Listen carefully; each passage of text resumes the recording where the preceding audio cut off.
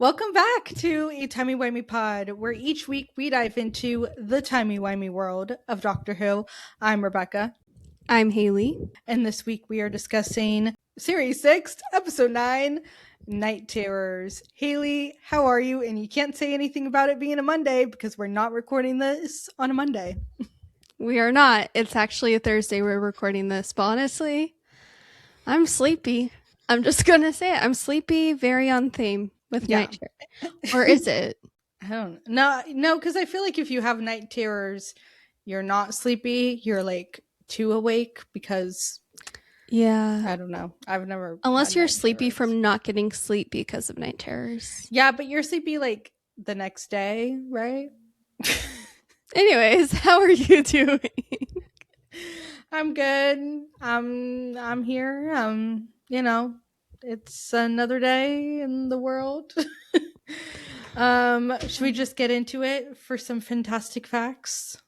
Yes, I'm interested to hear the fantastic facts. So this was written by no other than Mark Gatiss, who, of course, we know from... why am I blanking all of a sudden on the name? Don't tell me. It's coming up. Its anniversary is coming up. 20 years. No, the other one. The Series 1 one. Oh, yeah. Unquite Dead. The Unquite Dead, Idiot's Lantern, and Victory of the Daleks, and of course appeared in the Lazarus Experiment and as the voice of Danny Boy, or favorite character of all time. And this was directed by Richard Clark, who directed Gridlock, coincidentally the Lazarus Experiment, The Doctor's Wife, and this is his last episode. I'm so sorry to that man for this being his last episode, because there's some bangers in there that he did. Hey, he'll always have Gridlock. And the Doctor's Wife. And the Doctor's Wife, yeah. He'll always have those two. Okay, so Mr. Mark's original idea for this episode was based around a modern home getting possessed like a classic haunted house, which does sound really funny. It reminds me of like ghosts, and like imagine seeing like a modern millennial white home being possessed by ghosts. Like that would be really funny. No, that would be so funny. And somehow that turned into a hotel hosting a psychiatric conference where the fears of everyone attending would influence ghosts. But then they realized that's basically the God complex, which is coming up in a few weeks. So they changed that. The original title was House Call and What Are Little Boys Made Of, which I think is the worst title I've ever heard in my life. I don't like that title at all. That's just like It's gross. It's a weird title. I don't like it at all. Something else that feels weird is there's a deleted scene that was cut during editing, which would have had the Doctor reveal to the landlord Purcell that he had a photo of him wearing the doll's dress, and then used it as blackmail to get him to lower the rent. And love lowering rent, love that. Don't love like the blackmail over wearing a dress. Like that's like, okay. I don't know. It's weird. Yeah, that's just weird. Yeah, I don't know. I'm glad they cut it. It just feels odd.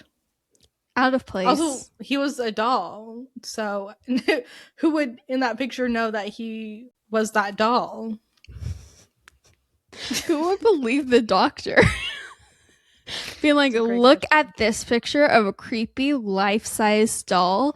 This is your landlord. Like, even for people who did not like the landlord, I don't think they will believe that. Yeah, it's a weird move. But yeah, that's fantastic facts.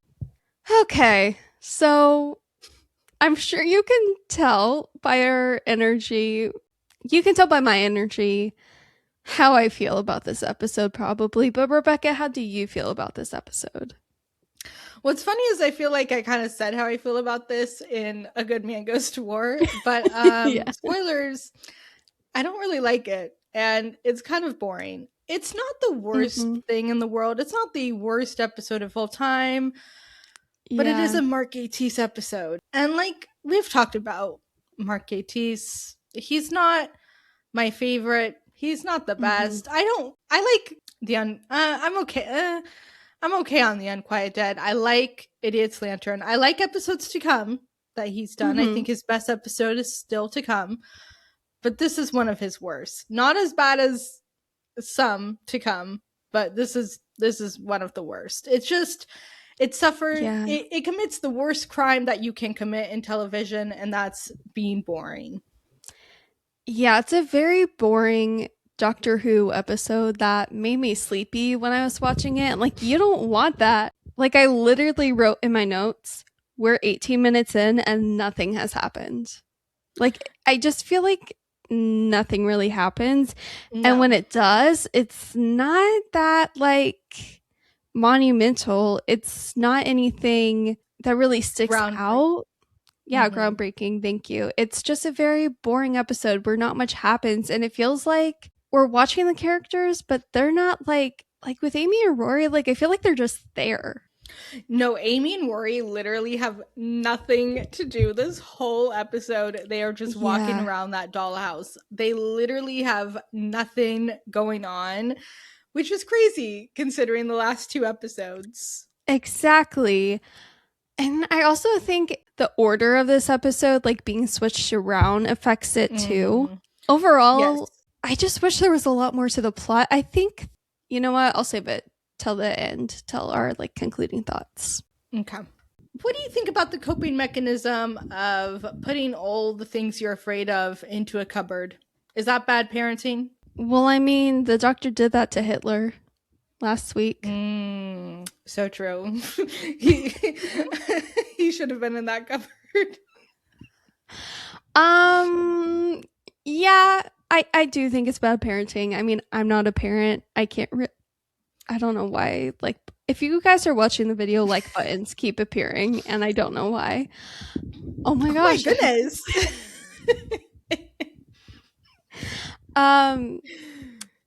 As I was saying, like, I'm not a parent, but I just feel in general, like, if all you do when you're scared is put the things you're scared of in this cupboard or in a little box, like, you're never going to work through anything, and you're just going to go through life not being able to deal with hard, scary things. And I think especially for little kids, it's really important that they know that, like, it's okay to be scared, and it's normal to be scared of things. It's normal to be scared of super creepy dolls, but like, we don't necessarily have to always avoid it, you know? Yeah. No, I agree. Does this episode scare you? Like, are you scared at all watching this episode? Are you creeped out? Are you hiding behind the couch? I'm not. When I first watched this episode for the first time, I do know I was creeped out just by the dolls being creepy. But besides that, like, I wasn't ever scared. It was just like, I hate how these dolls look. They're so creepy and weird. No, same. You? I was never scared or creeped out. Not in the way that, you know, Empty Child, Doctor Dances, it creeps me out. I do think the dolls are creepy. Specifically the people turning into dolls, that's creepy. I've never been someone who finds dolls alone creepy. Like, even if the dolls are kind of like weird looking, I've never been afraid of dolls like that. Do you know what I mean? I know what you mean. For me, it's not that I've ever been afraid of certain dolls, but there's definitely dolls that, like, just creep me out. Like, if you know, you know. There are just some dolls out there that are just, why do you have that in your home? Because the Loki looks possessed. But I'm not, like, actually, like, it's not like an actual fear of mine. Yeah. That being said, I don't like dolls in this context. Like, I don't watch horror because I don't like horror. Life is horror enough. But if I chose to, I would probably avoid ones that feature dolls, like the Annabelle doll, just because it's creepy, not because it's scary. Yeah. I'm just like, why? Yeah. I don't know if that makes sense. I think these dolls are fairly creepy if we're judging on a scale. I don't know. But yeah. I do like how the episode starts with little George, you know, save me from the monsters, blah blah blah, and the message is so strong that it like crosses the universe, ends up getting to the doctor via psychic paper. I think that's fun. Yeah, I do find that concept and idea really sweet. that like the anxiety of a child reached the doctor. Like I think that concept is really sweet. Like it comes to him on the psychic paper and he goes to help him. I do like that concept. Mm-hmm. Yeah. The doctor says he hasn't done this in a while, a house call. When was the last time he's done a house call? Oh my gosh, when was the last time he did a house call? I was trying to think about this. The 11th hour was kind of an accidental house call. Yeah, I think that counts though. Mm-hmm. Trying to think. Does Big Bang Pandorica Open count when he's like... No. Yeah, no, that doesn't count. Or favorite episode, Fear Her, is kind of an accidental house call again. It is. So is Idiot's Lantern. Yeah. Him and Rose, they show up to a house. No, they do. They do. I'm like trying to think of what other episodes there are. And there was one I was thinking about when I wrote this down, and it lost me. Because, because like in series 6, there's no house calls until now. Yeah. There's not really one in series 5, unless you count when like Winston. Oh, Vincent. Oh, yeah. Okay. So it hasn't been that long. Okay. Yeah. Vincent definitely counts. Yeah. Vincent counts. What do you think? Here, we haven't done an outfit discussion in ages, mostly because Amy's been wearing the same plaid shirt over and over again. What do you think of Amy's outfit in this episode? That's so funny because I was going to ask you what you thought of her outfit in this episode. I don't hate it. Like, I don't love it, but I don't hate it. I agree. I love seeing her in a scarf. Love the scarf. It's not the iconic red scarf from series 5, but it's still a nice scarf. It's okay. It kind of has the weird Disney Channel effect of being like too many layers for whatever reason. But I'm fine with it. I'm not hating on it. I'm not, it's not going to be a top outfit of the series. I mean, I don't know, maybe if we're digging through the bottom of the barrel, but it's there. It's fine. Yeah, it's just it's there for me. I do mourn that we don't get as good of fashion this season like we did back in series 5. Yeah. No, they really this is my thing with Amy's outfits. I've said this before, but they really didn't do much. She's kind of just always in the same like tights, shorts, jackets, or skirt. Yeah.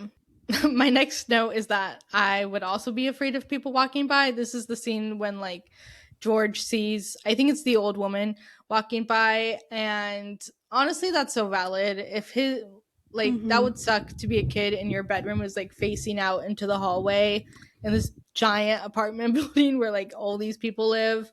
I would hate that, because when I was a kid, while I was watching this episode, I was thinking about things that I was afraid of when I was a kid. And one of them was that someone was standing outside my window at night watching me. So I remember.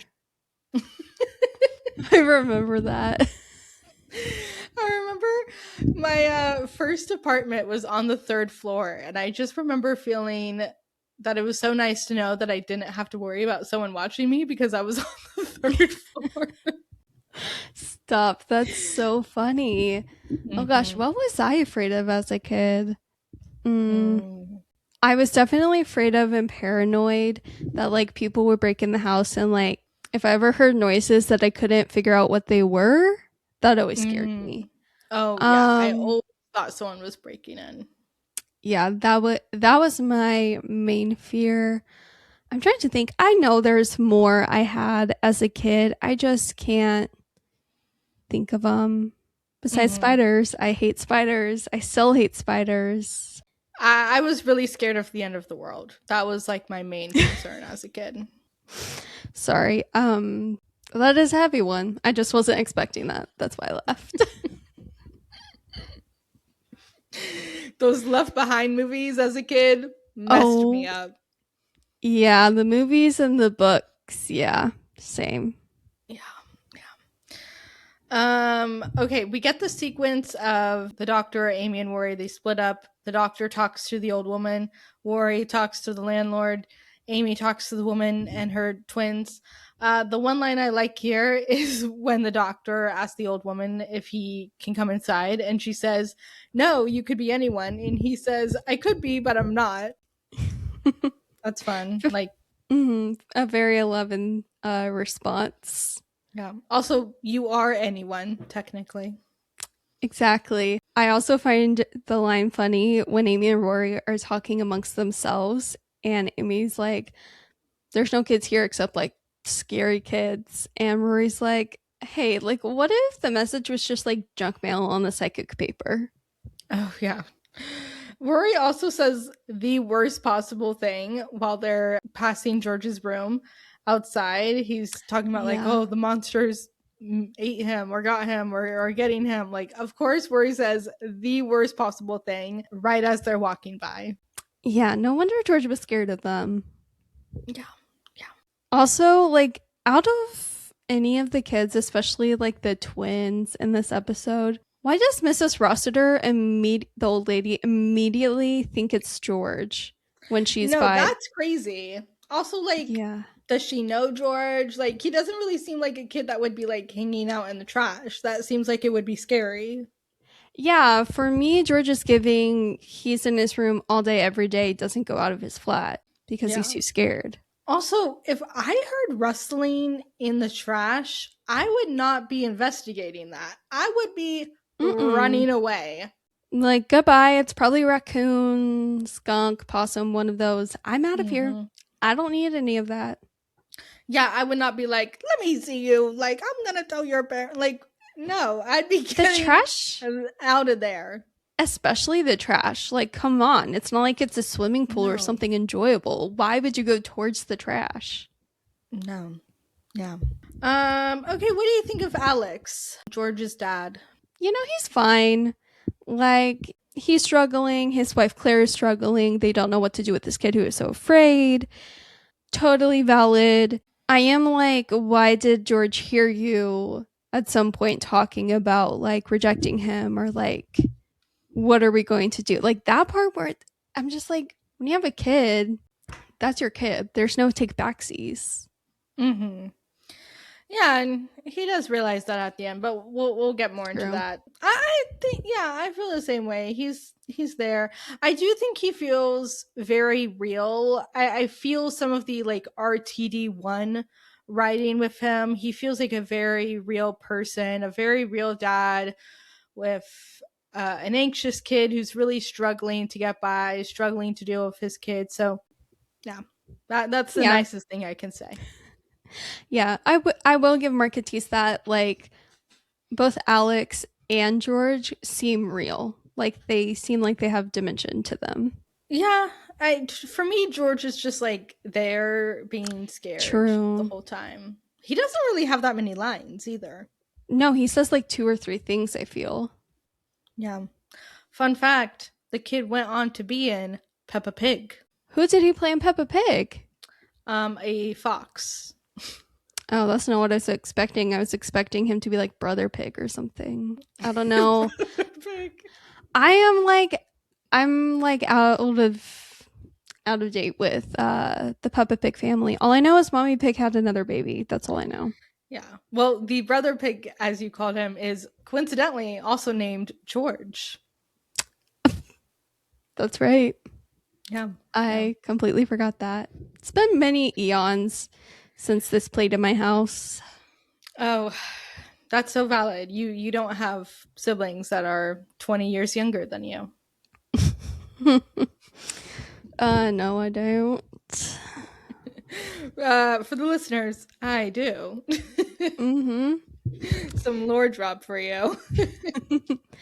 It's okay. Your youngest sibling is a very cute child. Oh yeah, we love it.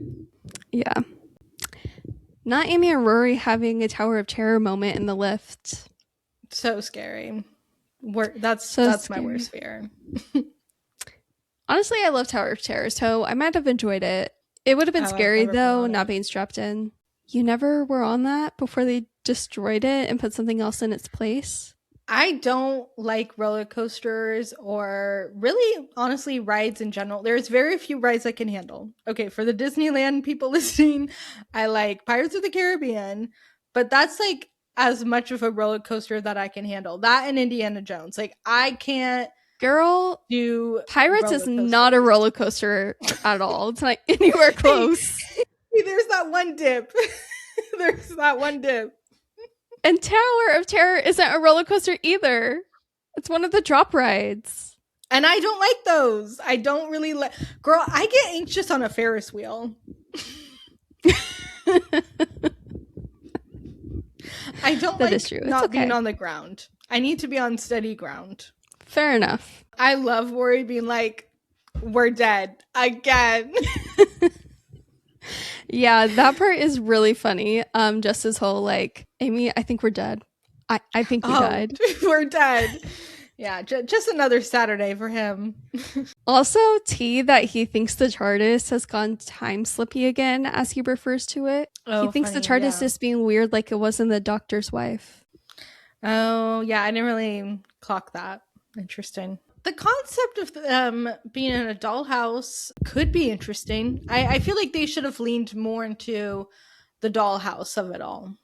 I think they should have leaned more into the episode as a whole. Like, this just feels like a half-baked episode. It's like, lean more into the creepy dollhouse if you want to.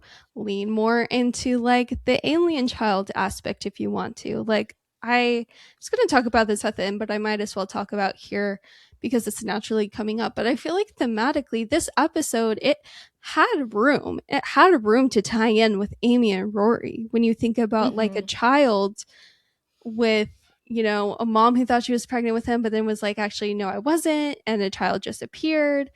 And, you know, it's this unusual childhood experience. There was room to connect it all. There was room to do a lot of things because half the episode is spent with Amy and Rory just walking around this dollhouse. And then the other half is spent with the doctor and Alex and them being like, the cupboard, don't open the cupboard, open the cupboard, don't open the cupboard. And like, you know, dealing with George. Like, they had time to do a lot of things and instead they did nothing.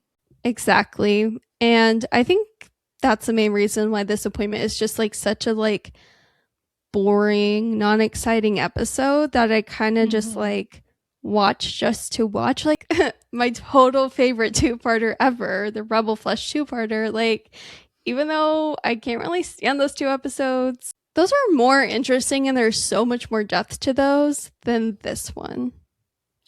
No, completely agree. Even, I hate to bring it up, but Fear Her, like, on paper, this episode is like almost kind of similar to Fear Her. Yeah.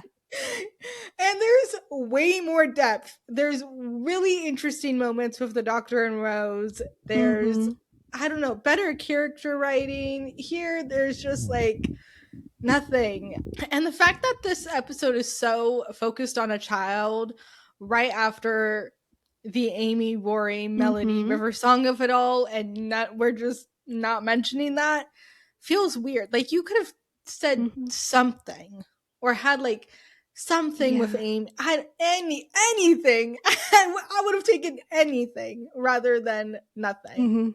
Same.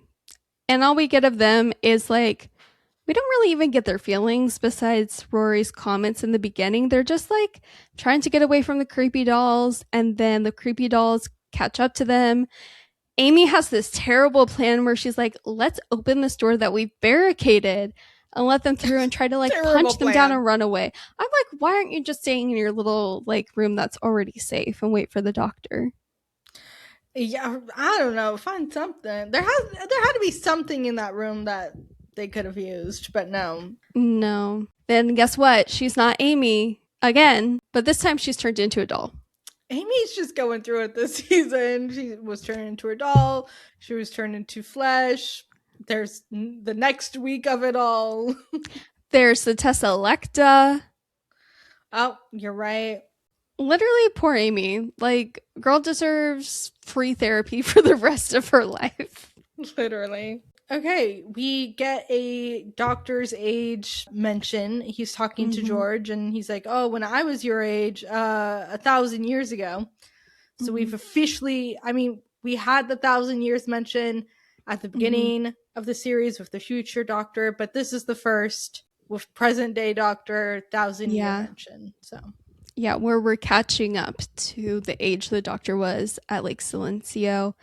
But yeah, like you were saying, he mentions when he was a kid 1,000 years ago, he loved a good bedtime story, and he mentions some of his favorites, which are Three Little Centaurans, The Emperor Dalek's New Clothes, and Snow White and the Seven Keys to Doomsday.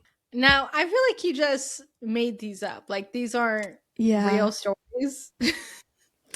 Yeah, but also I feel like, what if they were real stories, but like not like from books or anything, just like from Time Lord to Time Lord, they passed it down to their kids. Yeah, but they wouldn't have been, at least the Dalek one, because he didn't know about the Daleks till he was like William Hartnell, you know? Oh yeah, that's so true. Yeah. This is really embarrassing.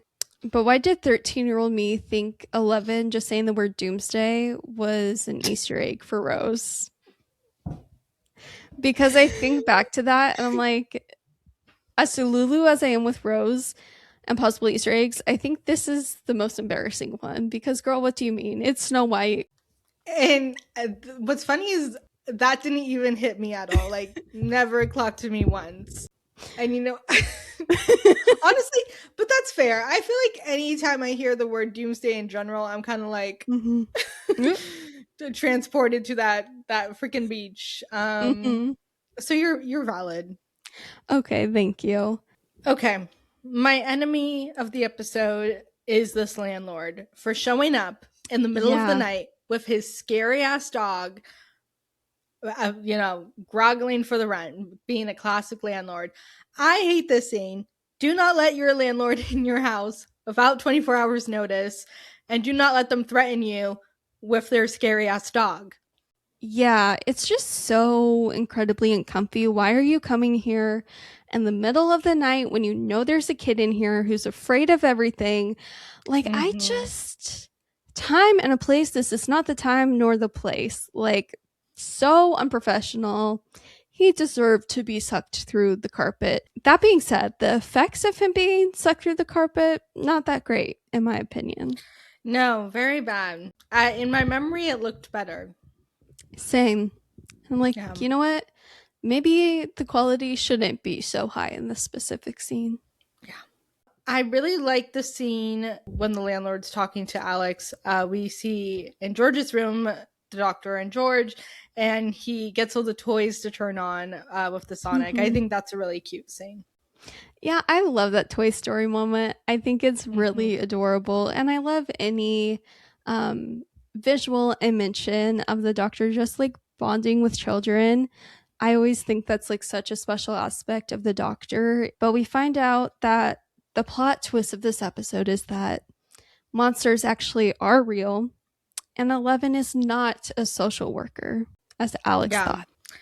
He really should have figured that out, because what kind of social workers are showing up in the middle of the night? Like, as soon as you call them, by the way. Yeah, like as soon as you call them. Never heard that before in my entire life. No. No one's coming to anyone's house in the middle of the night unless something is like deadly wrong. And even then, good luck with the social worker. Yeah,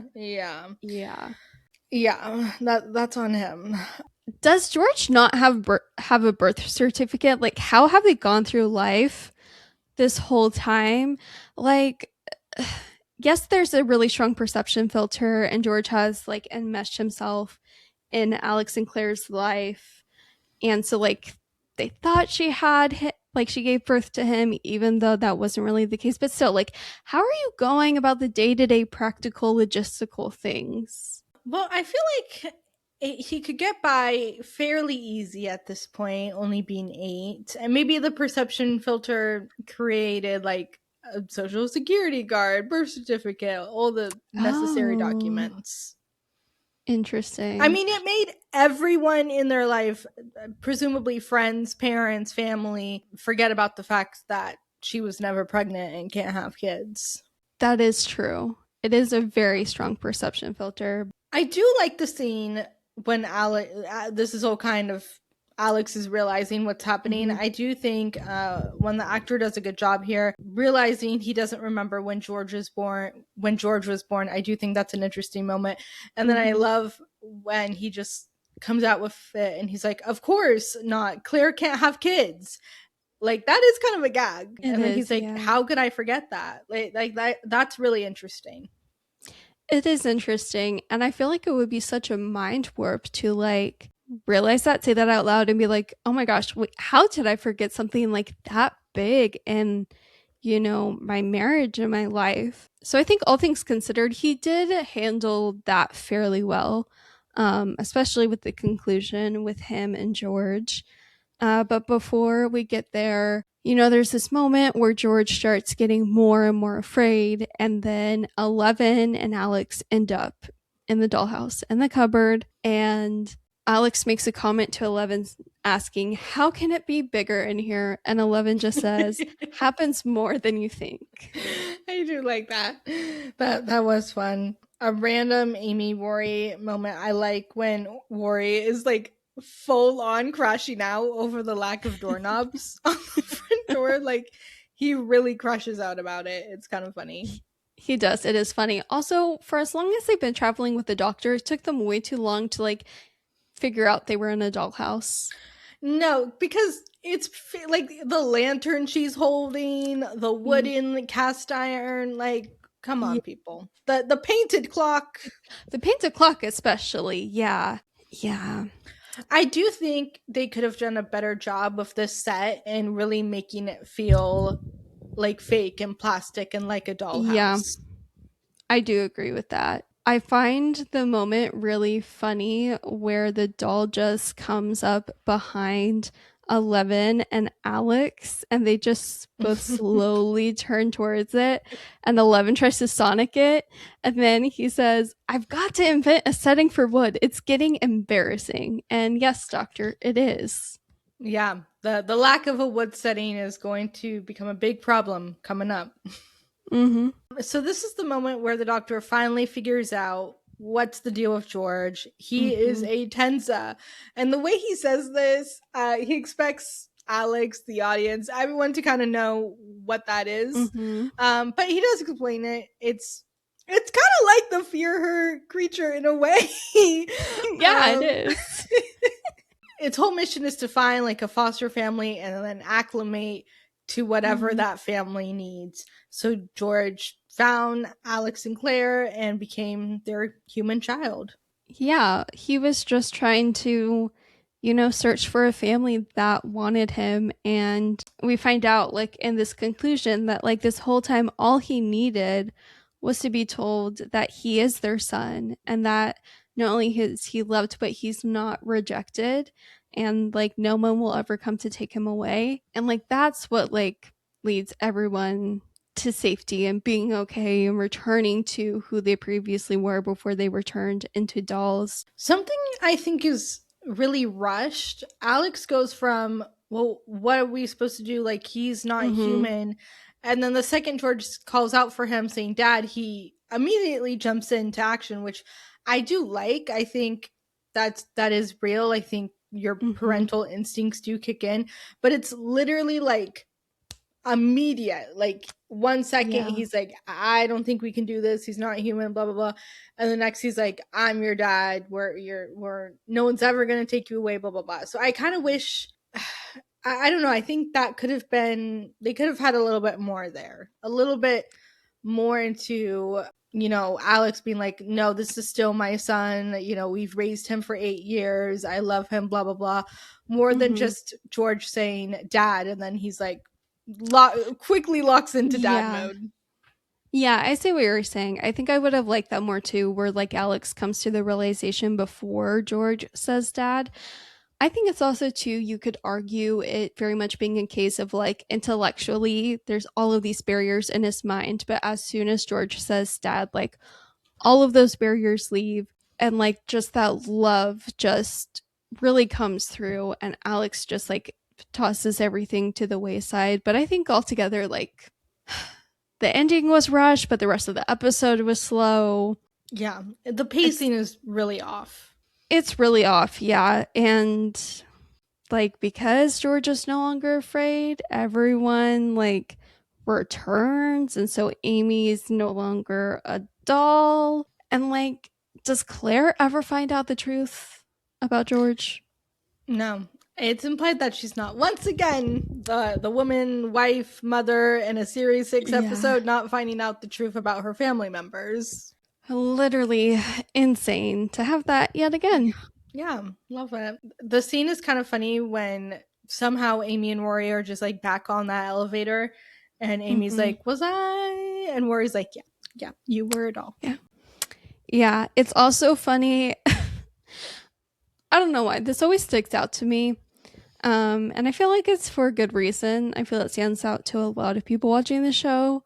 But when Amy and Rory are sitting down on that like brick wall, and 11 sits down next to them and just makes the comment, "Good thing to be back in the flesh." Yeah, definitely. That's definitely a I was looking for fantastic facts. That was like a leftover line from when this was originally in the first half of the series before the Flesh two-parter. Kind of a little hint, a little wink, if you will. Interesting. Yeah. I feel like the very end of this episode, you can tell, is definitely like edited after the fact to kind of tie it into the like Silencio doctor dying thing. Because we get the tick tock goes the clock. Don't even for the doctor. Okay, which honestly, I do really like this song. I do like it. And I like the version that we hear in a few episodes, because that was the one that was in my head the whole episode. Same. I do think Murray Gold, he did his Murray Gold thing with the music. I like how we hear the tick tock in the background throughout the episode. I noticed that for the first time today, and I do like that part because it is really haunting and creepy, and I don't know, there's something about it I like. There's something about it. I mean, this man, he has so much skill. This Dugadoo, the man can do it all. Dugadoo. Don't shake your head. You all know that Dugadoo is a masterpiece. Oh, it was so... he did an interview recently where he was talking about how, like, he told everyone to prepare because people might really like the song that's actually performed in that episode by Cora, I think her name was. But no, everyone just wanted Dugadoo. That is the most Whovian thing to have happened. I need to go back to Claire, because imagine being Claire. Yeah. Like, you just come home one day, strange man in your house, and suddenly your child is actually fine. Okay. Like, he's all better after literally being scared of everything, and you having to like flip the switch 5 times. Yeah, I would be so annoyed if I was her, because I would probably never get an actual answer from Alex about what changed. That would drive me crazy, because I'm like, something changed.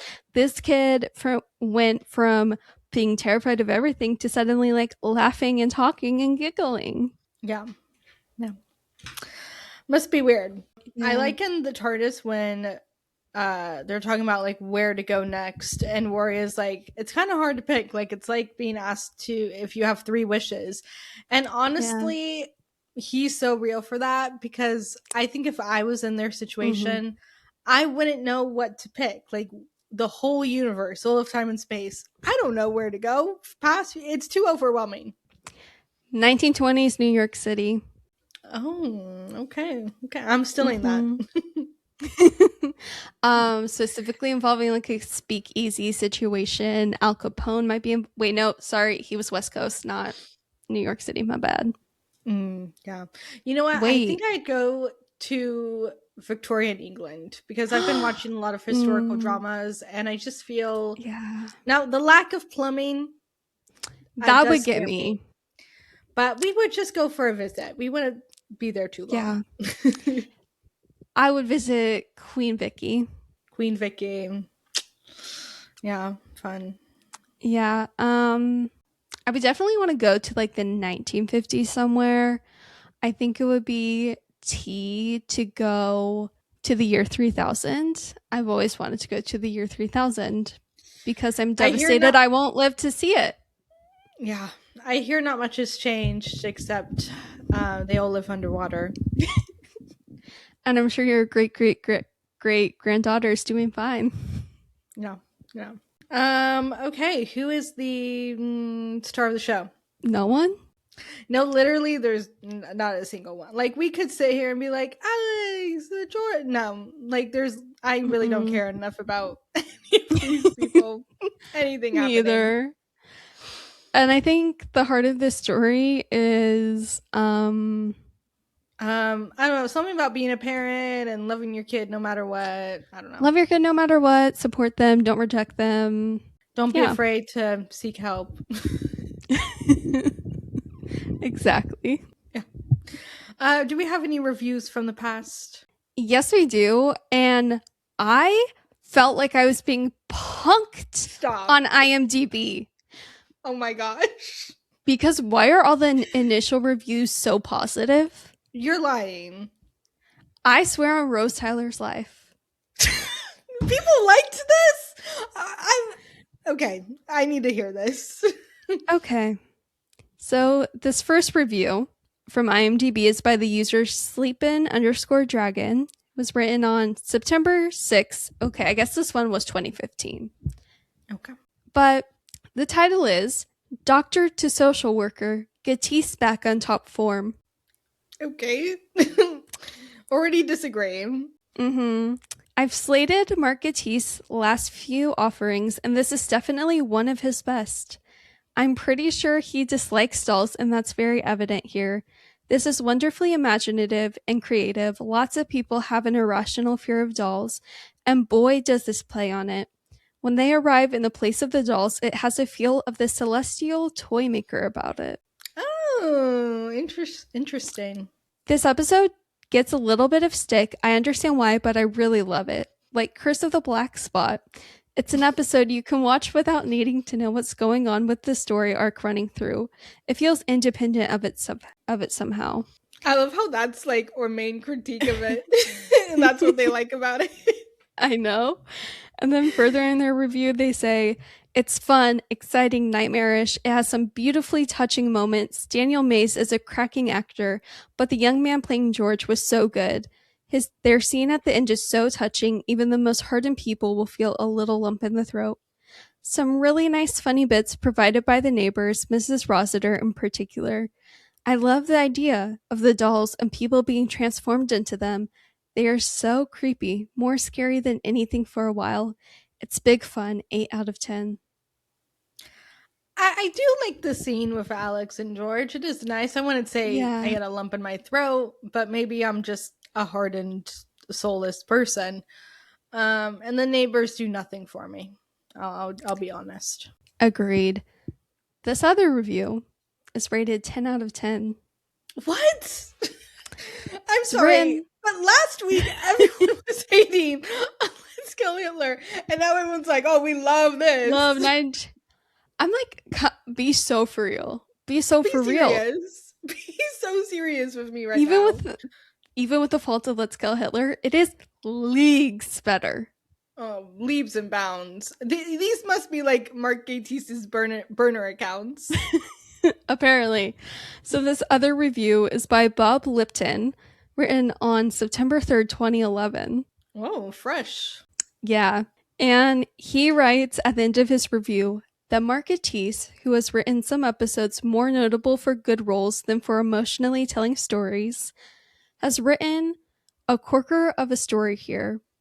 Why is George so frightened of what's in the cupboard in his bedroom, and how can he even be here when his mother can't have children?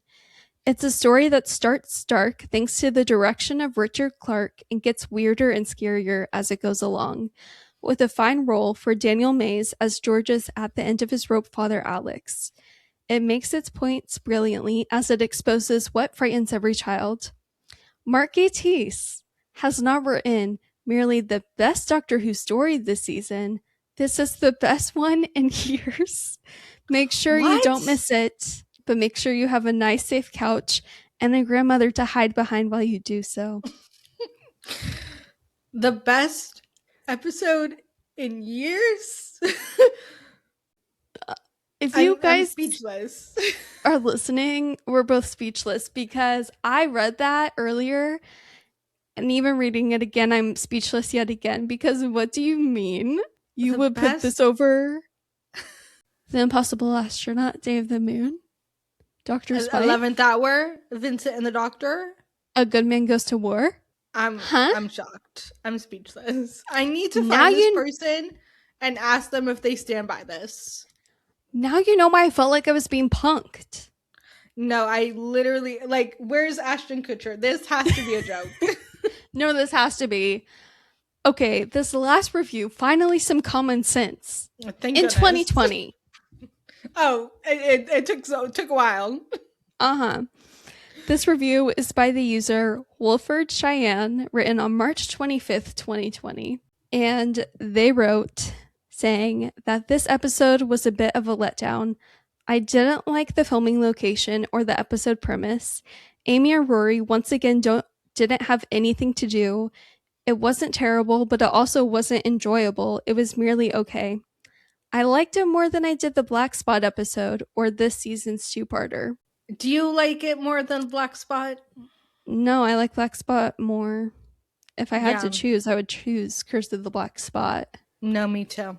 Yeah, I just was like, huh?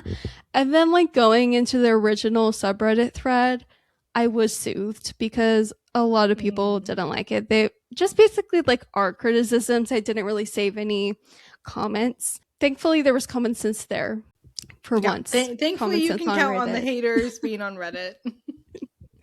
Exactly. But that is this episode, Night Terrors.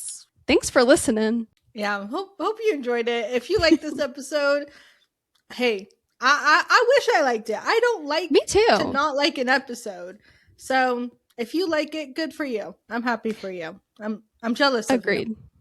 Agreed. So if you enjoyed this episode, enjoy it. Keep enjoying it. Don't feel like you have to change how you feel because of our opinions. Hey, we like fear her. So who are we to say? Who are we to say? This is becoming a problem. Fear her mentions. We're not going to stop knowing us. It's an epidemic. It really is. But thank you guys so much for listening. As always, don't forget to follow us on Instagram and TikTok at @TimeyWimeyPod. And feel free to share your thoughts, questions, comments, anything at all to our email at timeyWimeyPod@gmail.com, and we will read it on an episode. And if you could leave us a review on Spotify or wherever you listen to podcasts. And we will see you next week for The Girl Who Waited. Yay! Bye, guys. Bye. Ta-ra. Ta-ra.